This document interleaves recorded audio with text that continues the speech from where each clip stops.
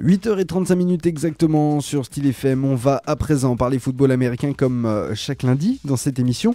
Vous le savez, depuis quelques temps, on retrouve régulièrement comme ça des membres de l'équipe des Dragons de Poitiers. On vous commente d'ailleurs les résultats de cette équipe qui évoluait en 4e division l'année passée, qui joue actuellement en 3e division. On suit donc le parcours des Dragons de Poitiers et on retrouve aujourd'hui pour cela Guillaume. Bonjour Guillaume. Bonjour. Alors, pas de match pour les Dragons ce week-end. Ceci dit, on va parler un peu de football américain avec toi puisque c'est un sport que beaucoup d'entre nous ne connaissent pas bien ou ne connaissent même pas du tout. On a parlé un petit peu de l'attaque au cours de ces quelques interventions des Dragons sur les ondes de Style FM. Aujourd'hui, on va s'intéresser à la défense avec toi. Oui, exactement. Ouais. Donc, l'équipe qui n'a pas la possession du ballon lors d'un match est dite en défense. Donc, du coup, cette défense va avoir pour objectif de récupérer le ballon ou au moins empêcher donc la progression de l'attaque. Donc, pour ça, elle a 3 moyens. Donc, soit elle empêche l'attaque de faire 10 yards en 4 tentatives. Vu qu'on a vu les fois précédentes que l'attaque avait 4 tentatives donc pour faire 10 yards, à peu près 9 mètres. Ou alors, elle intercepte une passe. Ou alors, elle provoque une perte de balle du porteur. Donc, ce qui est appelé fumble au football américain. Et donc, une fois qu'il y a une perte de contrôle, elle tente de récupérer le ballon. Donc, voilà, ça, c'est les 3 moyens pour cette défense de récupérer le ballon. D'accord. Donc si on voit plus en avant la formation de la défense, on peut voir qu'il y a 3 rideaux défensifs, basiquement. Donc, le premier rideau, qui est celui le plus proche du ballon, qui va être appelé la ligne défensive.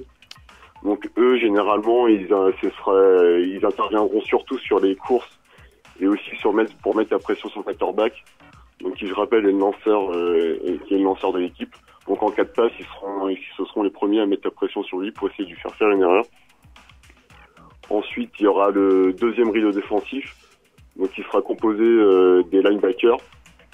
Donc, eux, ça sera eux qui seront surtout, ils interviendront surtout sur les courses et les passes courtes. Et enfin, il y aura ce qu'on appelle les defensive backs, donc ceux du troisième rideau défensif, qui eux interviendront surtout sur les passes courtes et les passes longues. D'accord, alors ça, quelle que soit la stratégie de jeu, on retrouve toujours ces 3 lignes défensives ? Oui, toujours, il y a toujours 3 rideaux défensifs. Donc après, il y a juste le nombre, il y a juste le nombre de joueurs à ces postes qui pourront varier.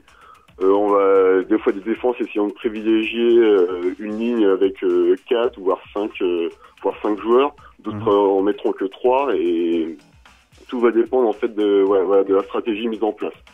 C'est sûr qu'après, si vous avez une équipe en face qui joue beaucoup à la course, on va essayer de mettre peut-être plus de joueurs sur la ligne offensive et plus de linebackers. Et tandis qu'à l'inverse, il y a des joueurs il y a une équipe qui joue plus à la passe, on essaiera sûrement de mettre plus de defensive back, donc plus de joueurs au troisième rideau défensif.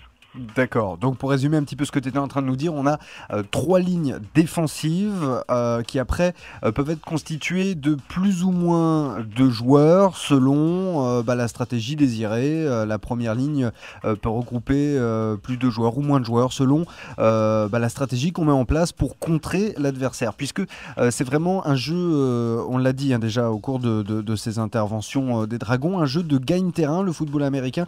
C'est un jeu où on cherche à progresser évidemment avec la balle.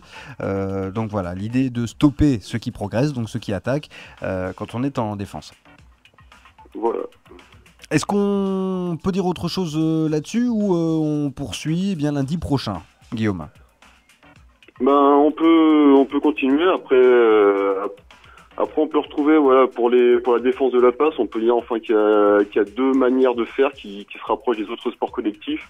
Donc la défense qu'on dit individuelle, donc c'est-à-dire que chaque défenseur sera responsable d'un attaquant, ou bien une défense de zone où là, comme son nom l'indique, c'est chaque joueur qui sera responsable d'une zone du terrain. D'accord. Bon, écoute, cela, moi, me fait penser à déjà les sports de ballon que l'on connaît bien, hein, que ce soit le rugby, peut-être au plus proche du football américain, ou le football à l'anglaise, tout simplement, avec le ballon rond.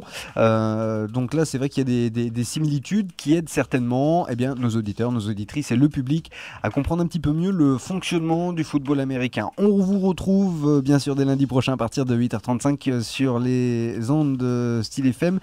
Merci Guillaume des Dragons de Poitiers d'avoir été avec nous ce matin. De rien, bonne journée.